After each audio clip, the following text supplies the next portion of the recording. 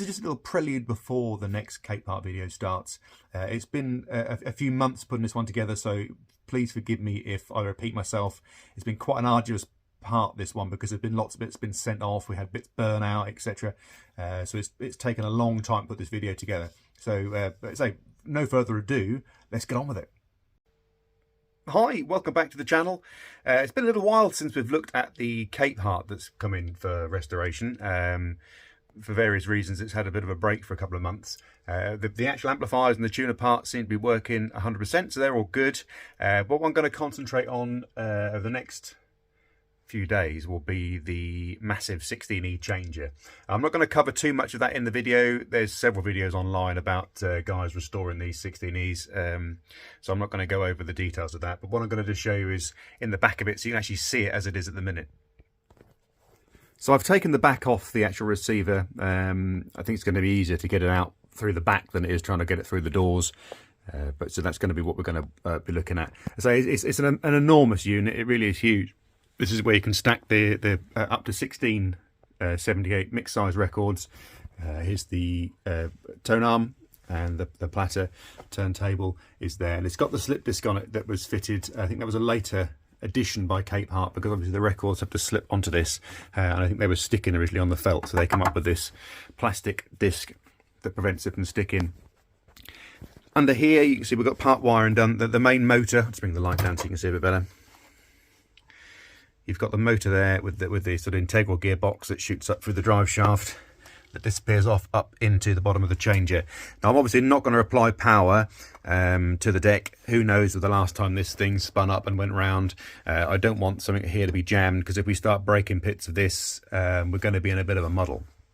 So I'm going to take the motor out, and then we're going to remove the deck. So I'm not going to show you too much what we do with it. I just want to get on with it. So there's plenty of videos online of people who do this in the States.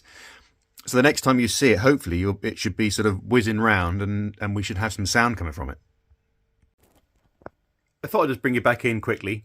Be nice to sort of see it out of the actual radiogram itself. So this is the deck, as you can see. I've taken the platter off, the turntable off. There's rubber under here that's going to need replacing, and the actual mech itself is hidden under there. Now this was all cleaned and sort of lightly re-greased in places. I'm going to put a little bit more on it when it goes back into the gram, but for now I've just been turning this by hand. I don't want to be driving it with a motor, because as I say, who knows when this was last used, and I don't want anything to get jammed up and cause issues. Obviously if it gets tight when I'm turning it by hand, I can look and investigate as to the reasons why.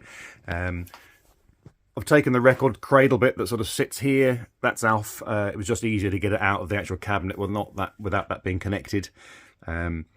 But I think the actual mechanism part of it seems to be working reasonably well now we've cleaned it up and re-greased it. What I've got to concentrate on really on the top side is just getting rid of these years of, you know, crud and muck and everything that's sort of sat on it. You can see it's really quite dusty and mucky, and these were quite nice and bright and shiny, so we're going to take this all off and give this a clean up. You've got felts on here that the records sit on. They're going to be coming off, so we can give it a good clean. And there's also some little rubber bumpers on here, and these have gone as hard as rock, so they're going to be remanufactured. I've got some rubber coming, so I can cut some new little rubber bumps, bump stop things for that. This is the tone arm, the Capehart tone arm. I think this was the last year they used sort of a magnetic style pickup. You know, but after that they went to piezoelectric. But this one is still the magnetic one. Now the coil test's fine. Obviously that's going to have rubber in there that's as hard as all the other rubber, so that's going to be carefully taken apart and re-rubbered. And obviously some of these wires that sort of go down here that disappear off down the tone arm, they're going to have to get replaced because they've gone quite crispy in places as well. So this is mainly what's going to happen now. It's just going to be a matter of cleaning it all up, testing that, or sort of replacing the rubbers and things in the tone arm, getting obviously the carriage back on. Once it's cleaned up, we'll be able to get some power on it, and I'll see if I can show you the actual mechanism whizzing round. Just want to show you the drive shaft as well. This is what connects to the motor. This end, the motor goes in here, and this flies up into here. I've got a little stub just caught in here at the minute that I could put actually a screwdriver, so I could just turn it manually rather than using the rubber. Sorry, rather than using this. You'll notice on here you've got this leather, let's move it out in the light a bit better. There's a leather coupler here. Now these were designed, from what I could ascertain, as to prevent motor damage or deck damage. If for any reason the mechanism was to jam up, it would literally just rip this leather, and sort of, rather than doing damage, it would just rip the leather apart. This has gone quite dry and brittle, so what I'm going to have to do is take this out, see what it's like when it's taken out. We might be able to sort of soften it back up with saddle soap. If not, we'll get another piece of leather and I'll have to remachine a sort of piece to go in there. But the rest of that is all fine. So there's loads to do. A job when you're doing something like a Capehart, this sort of big sort of gram like this, it's a never-ending tale. You think you're getting there and then something else goes wrong and there's something else to do. But the customer's very aware that it's a sort of piece of string job. It's one of those pieces you take the back off and you think you're nearly there, and then you realise actually you've got quite a bit to do yet. So I'm going to crack on. While I'm waiting for some other parts to turn up for the actual deck, rubber, etc., I thought I'd take the motor out and we'll have a look at the motor. As you can see, it's a it's 110 volt, but it is for 50 cycles, so it's fine to use in the UK. Various other bits and bobs of information on there, but it does nice and clearly tell you that we need a 3.75 microfarad condenser for this to work. You can see at the front, I've taken the screws off the front just quickly. You can see this is the gearbox, so the drive comes straight into here and that gets transferred, and this is obviously the drive that goes up to the deck. Just take this top off. You can see it was super easy to get apart. It's nice and it's been well greased and well looked after. Trying to do this one hand is a little bit tricky. No, it's not going to come out. But I will obviously strip this down, clean it all up, degrease. There's some rather ancient gooey grease on there. The other important thing I'm going to do is this wiring that's going in here. I don't know whether you can see if I get the light right, because it's the old cotton cover stuff again. Obviously this is mains getting in here, and you can just about see there are conductors showing inside there. So I'm going to have to replace the wire that goes down to this plug. Let me just zoom out. This goes down to the sort of connection panel in the bottom of the radiogram itself. Job for today then, I'm going to strip this motor down, but concentrate on getting some new wires off to the coils, because you can guarantee these will disappear off up inside to the actual coils themselves. So I'll bring you back in shortly when I've got the back off. I've got the back of the motor off. You can see where those wires are coming through the back, and you can see that they have all gone here, right down to conductor. This wire is super crunchy, so we're going to have to, that's barely holding on, that one. The problem is they disappear up into the motor here and here and various places, obviously on the various windings around the actual motor itself. I've got two options. I either carefully, the wiring obviously disappears under this old sort of heavily shellacked insulation tape they've used. What I want to do is replace that obviously with new wiring.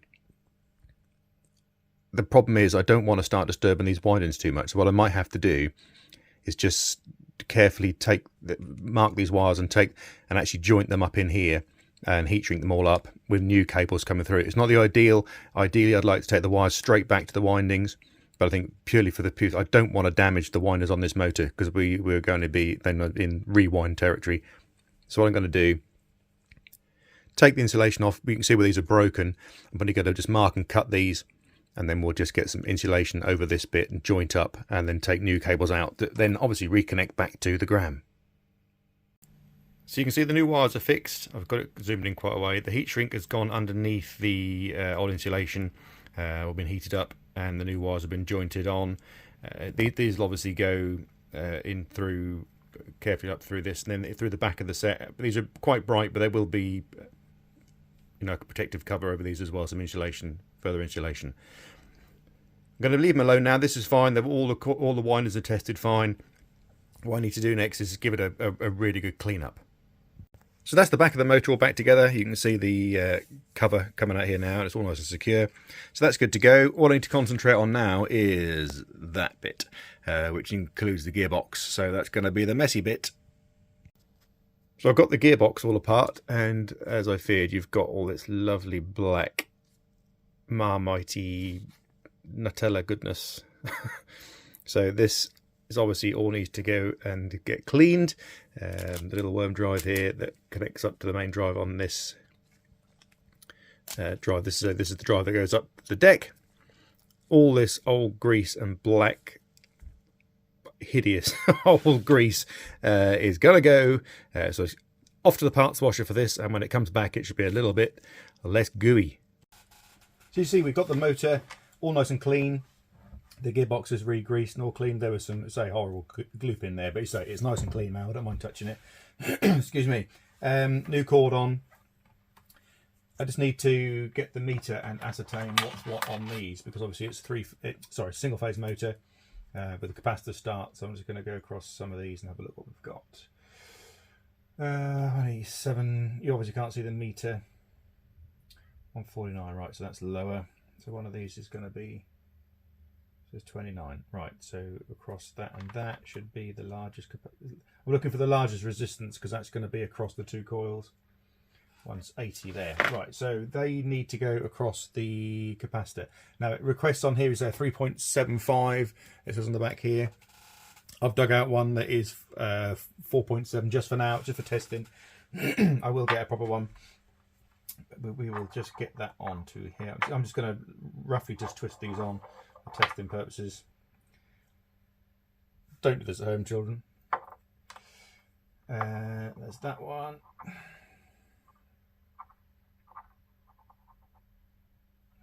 So that was the lower resistance winder. So I'm going to connect that to the phase or the live. This is your common, the neutral. I've got my depth adapter suicide lead in, whatever you want to call it. Connect that to the neutral, and then this one I will connect to the capacitor. Just for temporary. I'm not going to get my fingers in the way of it. It's all there out the way. What I'm going to do, make sure those wires can't short out, like so. And I've got the lamp limiter on just in case anything really obscure happens. Set this to 110 volts. Perfect. Off she goes. You can hear it whirring. It's growling quite nicely because obviously it's sitting straight on the bench. There are some rubber supports that this sits on. They've all gone to crumbly mess. So I will be making some new supports. Let me just see if I can. I did foresee this might happen, so I bought some of this packaging foam stuff just so I can get this up off here, so I can have a quick look. That's better. They're going to stay there. That way will they? Perfect. Right. As you can probably clearly see, the spindle is whizzing around. Let me just take it down for a second. So who knows the last time that went round. I'm just going to clean the top of this because a bit of crud's gone in there as I put it in and out of the housing here. Great news. So obviously I need to get a proper condenser for it. I'm going to fix it. The ones that were inside the actual unit itself were completely leaky and horrible, possibly carcinogenic PCB oil. So they're going to go the way of the recycling, proper place to get rid of that. I'll be fitting modern motor start condenser inside of a oldish looking car. I've got some older condensers here that I'm going to sort of gut out to put that in, because it's going to look horrible having a modern condenser like this sat there across in the bottom of the Capehart. So that's the motor done. I'm really chuffed. It was a bit of a time consuming thing because there was just so much old black sludge in there, but now it's done. I'm happy now that this is ready to go back onto the deck once the rubbers have arrived for that, and then we can actually hopefully get the deck back in the Capehart, and you should be able to hear some music fairly soon. I've taken pretty much everything out of the case. I've had the treble speaker out as well. That's been cleaned. There was a slight tear in it, but that's been repaired. The actual speaker baffles, these bits have also been taken off. Any crud and dust and muck that's gone behind them has been cleaned out. Here, where obviously the bass speaker is, there was another hole here where the treble was. You can just make out here, there's little tiny screws that hold the fretwork to the front, and they've all sort of rattled loose over the years. Excuse me. So they've been replaced and tightened that right up, because obviously what you don't want is something with the quality of this, the lovely big bassy sound it's going to have, with the front vibrating. So they've all been tightened up. Next job now, as I said, it's had a good clean in the actual bottom. what I'm going to do is start loading bits back into it.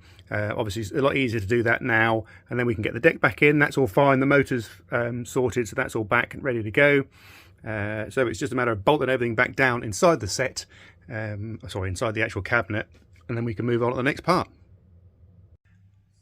So the last time we saw the Capehart in that little video bit there was with the back completely empty, apart from a couple of bits just kicking about on the floor. Now it's all been but back. Everything's back in the case, in the radiogram case itself, but as it should be. The only thing that's not there is the deck. The deck's not in yet. I'm just going to wait. I've got a chum going to give me a hand getting that in. It's a bit tricky because it has to go through the back. It's a bit of a tight squeeze, and now it's been serviced. I don't want to knock it and bang it around, so I could just do with a little bit extra muscle help me get that in there. What I'll do now, I'll spin the camera around. You can have a look where we are. I'm going to wrap this video up, and the next time you see it, it'll say it will actually be all 100% and ready to go back to the customer.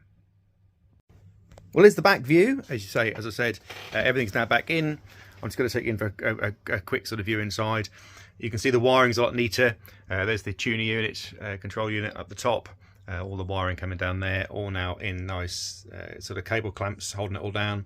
Before it was just floating around in midair. I don't like seeing it like that, and two, it just becomes a nightmare because things lay across hot valves and things become brittle. So it's a lot tidier. You can see the amplifiers are cleaned up really nicely. They don't look brand new. The customer's not looking for them to look brand new. He wanted to show its age, but we just clean things up like the transformers just to make it a little bit neater. You can see all the wiring in there for the speakers, and obviously the remote control unit makes this one a bit of a pig to work on, because everything you want to work on is down inside there. But for sort of final testing, I need that remote control to be in place. It's a bit of a pain in the backside. It sits right in the way, but it's there. It's all in the right place now. You can see then again this side, the wires have been dressed up. It's all nice and neat. It's going to be a lot easier to work on. I've got a couple of little bits just to sort out. The wire here just needs tidying. It's a little long. And this wire here is I say, where the deck will live. And at the minute, we've just got the deck bed has been protected by a piece of wood and towels and what have you in there. The lighting's been the light up here has been sorted, and the new wires all been replaced round. This is now earthed as well. It wasn't earthed before. The whole thing has now been earthed where it wasn't originally, but it's all been done. The mains wire now comes up into the bottom. And the only thing is slightly different, and I did discuss this with the customer. There were some old Bakelite fuse holders here with the wire just going straight into it. One, they weren't original, and two, they're not particularly, because I couldn't really clamp the cable down. So this is now back to where it should be. And you will just notice in there, if I undo that, there's some fuses. I'm going to undo it. There's 3 fuses under here. Then again, if the purist wants to take them out, they can do. They're just there to protect the amplifiers and the tuner. There was no fusing on any of this at all. So if the transformer is going to burn out or a valve gone short, the chances are you could take a transformer out, which we don't want to do. So there's some fuses in there, but then I'll discuss that with the customer just to make sure everything's protected. Okay, so that's pretty much wrapped everything up on this video. So it's been one of those sort of bitsy videos. As I said at the beginning, it's been done over several months, waiting for bits to come back. As I didn't mention in the video, the motor, even though it was tested, was running on the bench for a couple of 3 hours just to test it, and unfortunately we got the magic puff of smoke out the back and one of the windings failed, so that had to go off to a rewinder, which took several months for that to come back because they were busy. So it's been one of those sort of long, arduous sort of bits towards the end, just getting everything wrapped up. But we're nearly there now. The deck's not in yet. As I said, that will be going in next week. I've got a bit of muscle coming to give me a hand because it's really heavy and I don't want to damage it. Obviously, it's been serviced. We know it's working. It was on the bench and it's been tested working fine. Just got to get it in there without knocking anything. One, the cabinet, and two, the actual the chassis itself, the actual record player deck itself, because obviously that's quite fragile in places. So that's your lot for this one. If you do like these videos, give us a big thumbs up, hit the like and subscribe button. It always helps. A little bit of chat down in the comments. I think the algorithm likes that as well. So have a bit of a chinwag. Even if you tell me I'm doing something wrong, get in the comments and have a little chat and tell me what you think I'm doing right or wrong. But I say, I hope you enjoyed this video. If you did, we'll catch you on the next one.